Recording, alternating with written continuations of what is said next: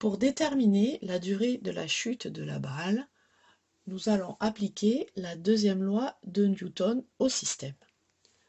Nous savons que la somme des forces extérieures est égale à la dérivée du vecteur quantité de mouvement.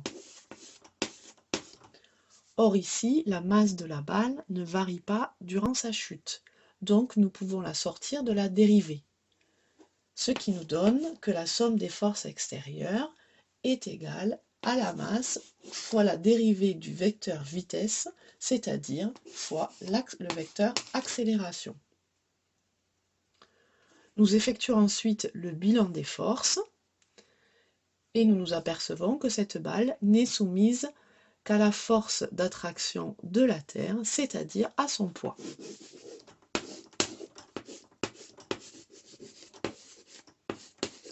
Nous savons également que cette force, le poids, a pour expression la masse fois G, le vecteur champ de pesanteur.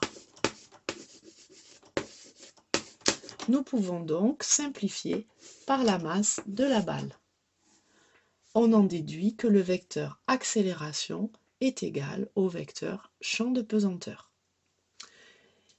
Il nous reste maintenant à projeter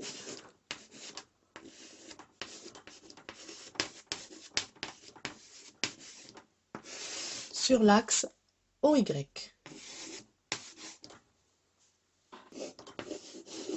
Moins G égale A de Y. Il n'y a aucune composante du vecteur accélération selon OX, puisque G est perpendiculaire à l'axe OX.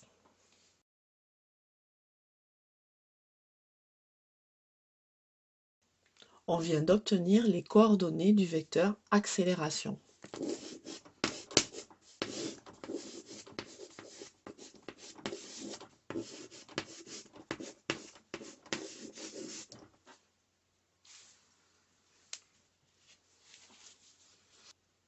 On détermine maintenant les conditions initiales. La balle est lâchée à 3 mètres du sol, à la verticale, donc perpendiculaire à l'axe OX. Par contre, donc, on aura Y égale à 3 mètres, à T égale 0.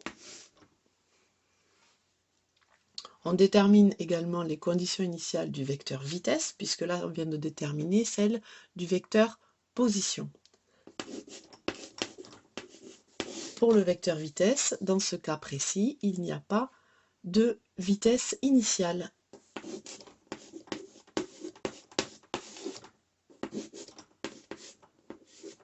Puisque la balle est lâchée et pas lancée.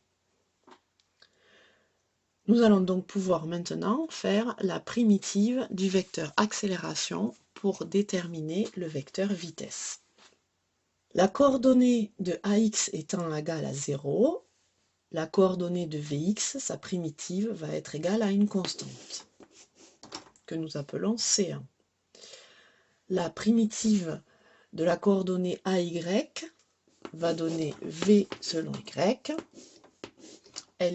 L'accélération est égale à moins G selon Y, donc la vitesse selon Y sera égale à moins GT plus une constante que nous appellerons C2.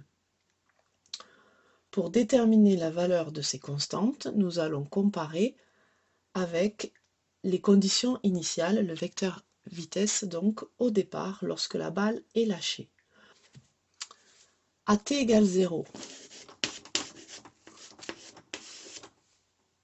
on trouve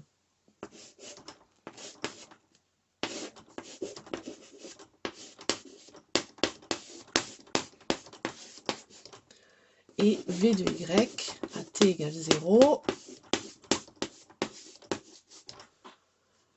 Or, nous avons montré précédemment que les conditions initiales étaient telles que le vecteur vitesse, les coordonnées étaient nulles au départ, ce qui veut dire que les constantes sont donc égales à 0. On remplace dans le vecteur vitesse obtenu précédemment et on obtient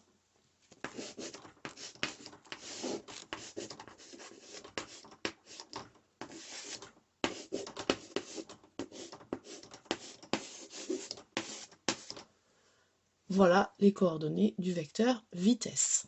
Il nous reste à faire la primitive de ce vecteur vitesse pour obtenir les coordonnées du vecteur position x et y, c'est-à-dire ce qu'on appelle les équations horaires du mouvement.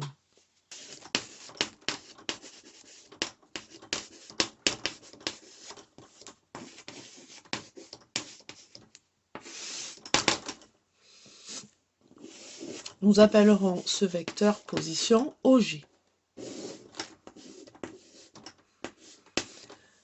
La coordonnée de Vx étant égale à 0, la primitive sera égale à une constante. La coordonnée selon Vy égale moins Gt, donc la primitive y sera égale à moins 1/2 de Gt carré plus une constante que nous appellerons C4. Il reste à comparer avec les conditions initiales à t égale 0 pour pouvoir se débarrasser des constantes. À t égale 0, nous obtenons avec le vecteur précédent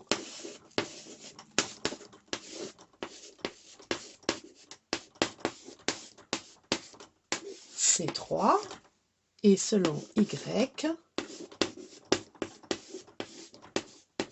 donc le t au carré vaut 0, il nous reste donc C4. On compare avec les conditions initiales, donc au départ la balle est lâchée à x égale 0, donc ça veut dire que C3 est égal à 0.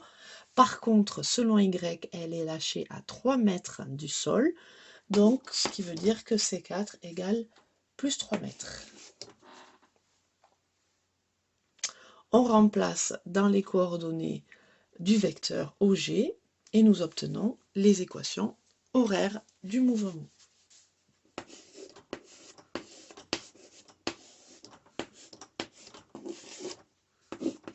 On peut voir qu'il n'y a aucun déplacement selon l'axe des x. Par contre, selon y, on obtient moins 1/2 de gt carré plus notre constante qui valait 3.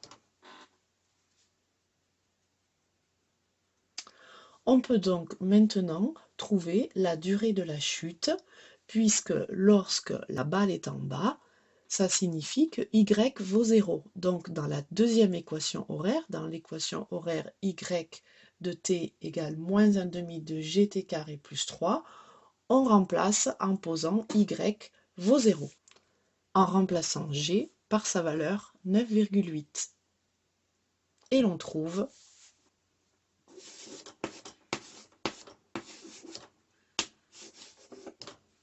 voilà, nous obtenons une durée de chute égale à 0,78 secondes.